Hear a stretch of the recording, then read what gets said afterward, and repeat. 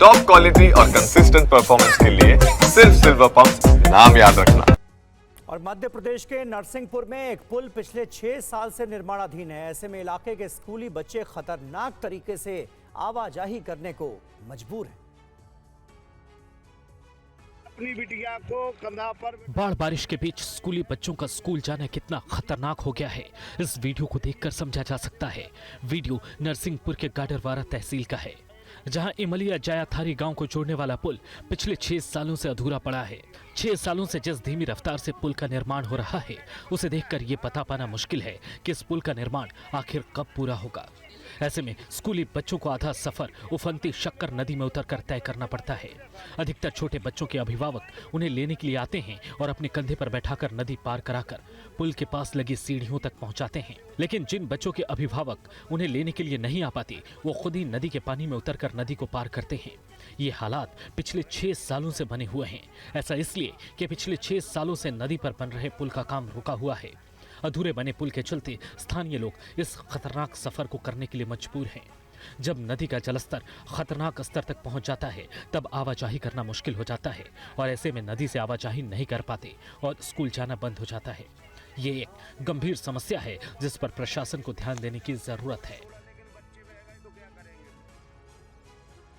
मध्य प्रदेश की एक सड़क इन दिनों सुर्खियों में है। वजह है सड़क का बार बार धंस जाना। हाल ही में सड़क का निर्माण हुआ है। आखिर ये सड़क कहां है, देखिए इस रिपोर्ट में।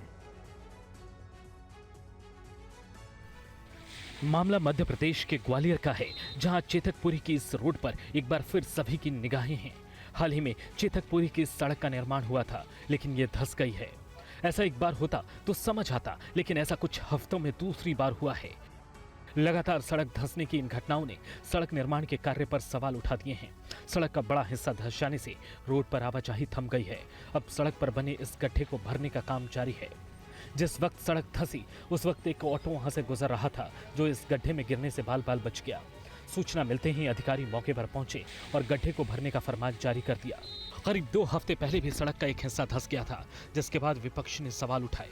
बाद में एक तकनीकी जांच समिति का गठन किया गया था। रिपोर्ट में निर्माण कार्य में लापरवाही की बात सामने आई थी और अब एक बार फिर सड़क धंस गई है। जिस तरह से पिछले कुछ हफ्तों में दूसरी बार ये सड़क धंसी है, उसे देखते हुए लोगों को अब यहाँ से आवाजाही करने में डर लगने लगा है। ऐसे में लोग इस सड़क पर आवाजाही रोकने की मांग कर रहे हैं।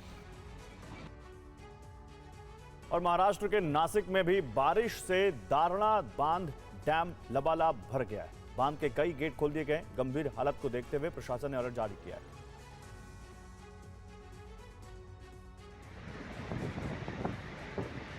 वीडियो महाराष्ट्र के नासिक के दारणा डैम का है, जहां तेज बारिश के बाद डैम के कई गेट खोल दिए गए।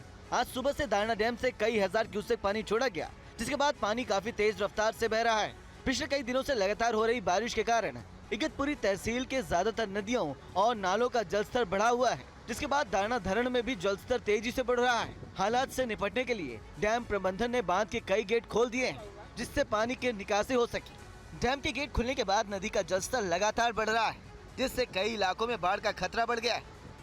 प्रशासन की ओर से लोगों से अपील की गई है कि दारणा नदी किनारे के आसपास के लोग अलर्ट रहें, नदी के पास न जाएं और मवेशियों, जरूरी वस्तुओं और मोटर पंपों को सुरक्षित जगहों पर पहुंचा दें।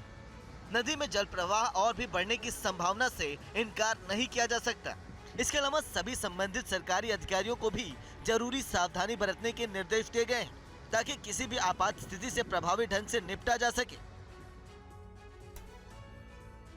और झारखंड में भारी बारिश का दौर जारी है। बारिश के कारण जमशेदपुर में कई इलाके पूरी तरह से डूब गए हैं। हालात ये हो गए हैं कि एनडीआरएफ को रेस्क्यू ऑपरेशन चलाना पड़ा है।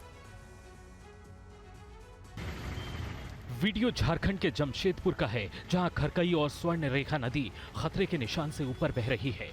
जमशेदपुर के निचले इलाकों के सैकड़ों घर जलमग्न हो गए हैं। लोगों का कहना है कि नदी का जलस्तर अचानक बढ़ने से स्थानीय लोगों को सुरक्षित स्थान पर जाने का मौका भी नहीं मिला और कई घरों में लोग फंस गए। एनडीआरएफ की टीम फंसे लोगों को बाहर निकाल रही है। जिला प्रशासन सभी को सुरक्षित जगहों पर भेज रहा है।